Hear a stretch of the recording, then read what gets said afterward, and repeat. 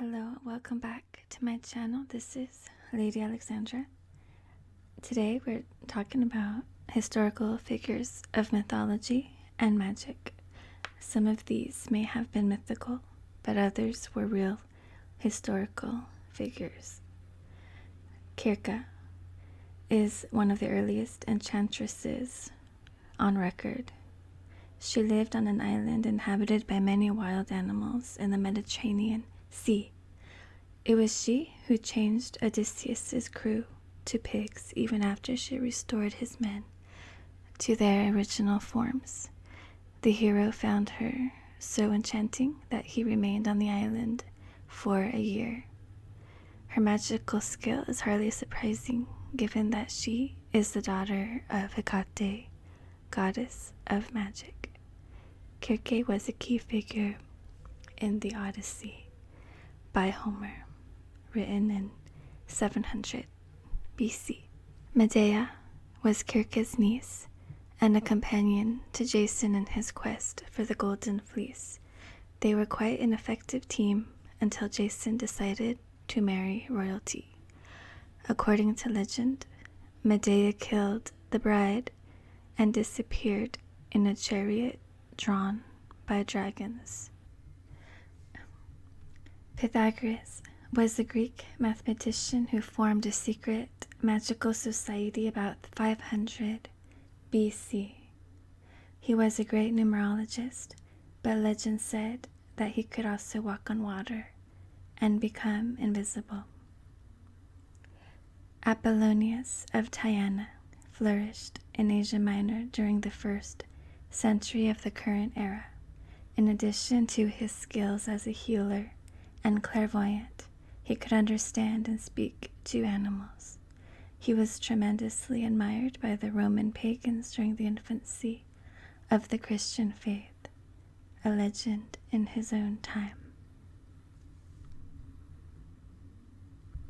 Simon Magus was a great teacher of the Gnostic faith, which is a hybrid of pagan religion, Jewish teachings, and the fledgling Christian theology.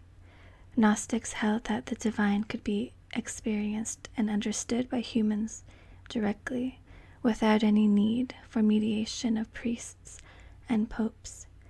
This attitude was not calculated to endear Gnostics to the Christian hierarchy, and they were wiped out early in the game. Some of their lore, including amulet and talisman designs, has survived. Cornelius Agrippa was born in Germany in 1486, but spent much of his career in France and Austria as a physician and astrologer in those royal courts. He did not get on well with the church, and once successfully defended a girl accused of witchcraft. He was the author of the Occult Philosophy, De Occulta Philosophia, and could reputedly conjure spirits and turn base metals into gold. John Dee is known as an alchemist and astrologer, but was at least as skilled in weaving his way through the political intrigues of 16th century England without getting burned, in either sense of the word. He eventually became a powerful and respected advisor to Queen Elizabeth.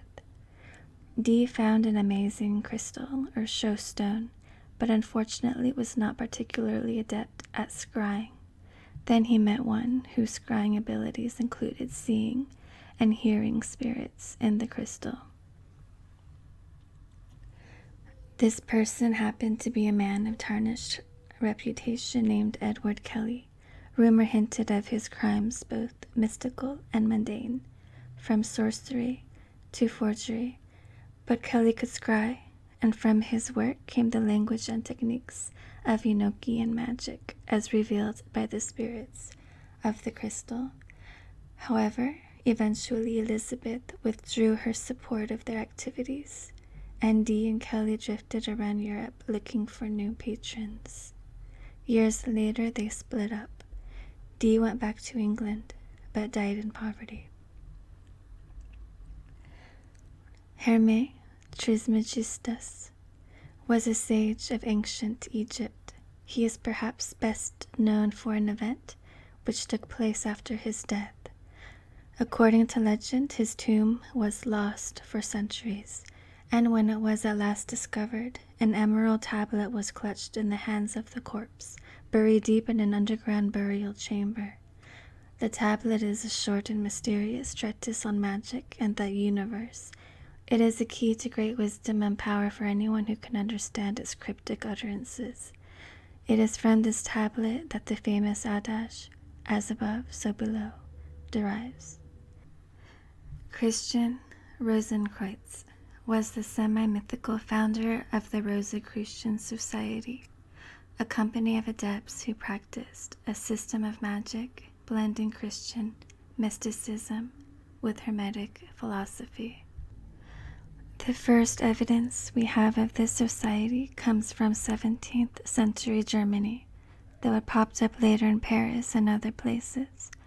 Supposedly, the member adepts were so skilled that they could move invisibly through the streets of a great metropolis.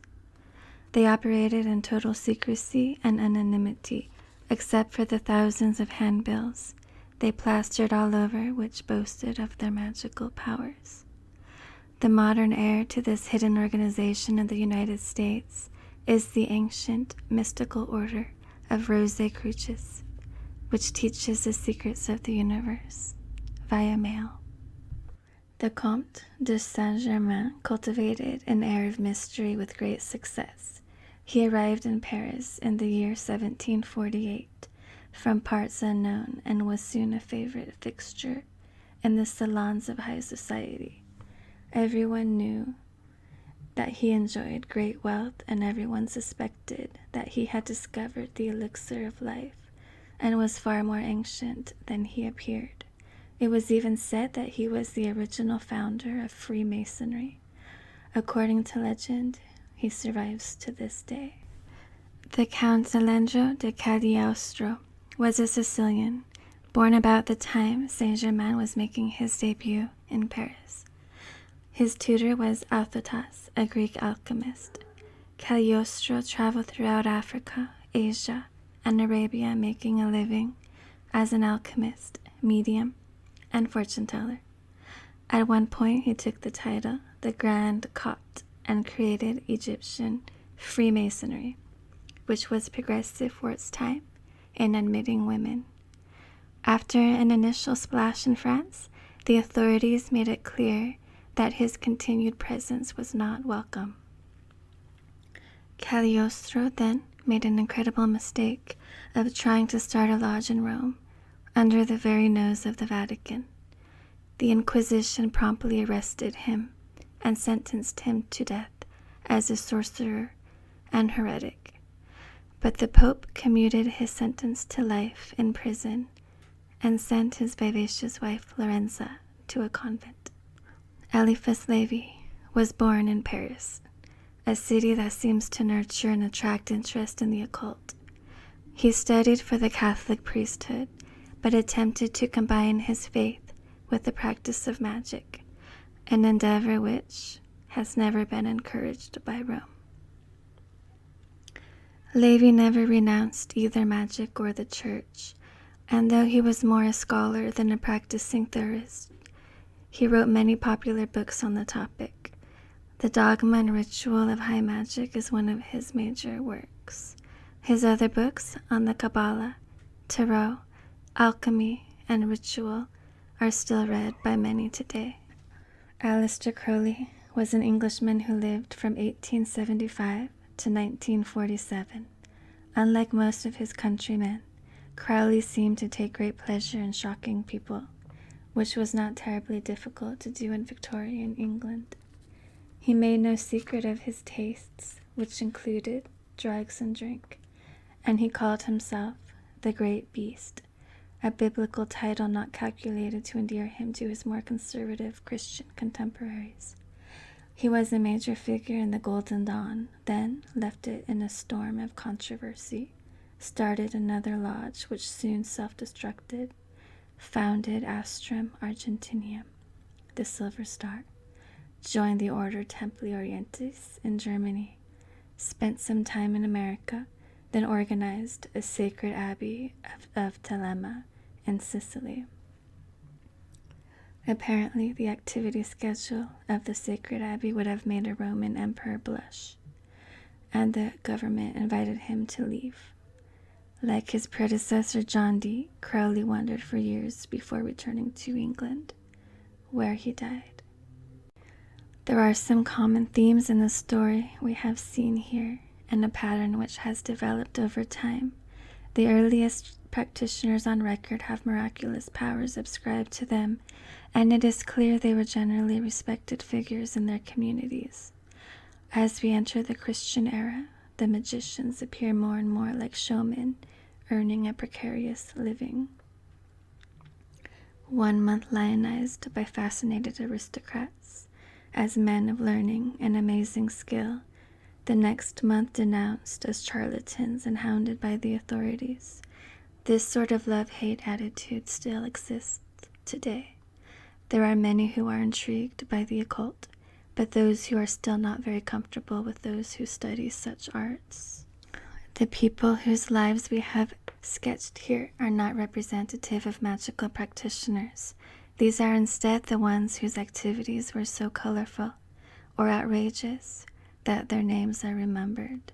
Forgotten are the myriads of quieter wonder workers, the priestesses and healers and ritualists who served their communities without fanfare, and never offered to create gold from lead for a king too wealthy to need it. Especially ignored in our own patriarchal age are most of the women who practiced the art, and who today are the backbone of the magical resurgence in the West. So enjoy the tales of magicians of old, but remember that we need not emulate them. A sense of drama and a strong ego can be useful tools for the magician. Flamboyance and egotism, however, are not required. Far, far more important are reverence, courage, and love. These are the qualities of the greatest of magicians, and their names were not Cagliostro and Crowley. Their names were Lao Tzu and Buddha and Jesus, and a host of feminine names, now forgotten. Thank you for watching my video. Please like and subscribe for more videos on magic and occult. Have a wonderful evening. Blessed be.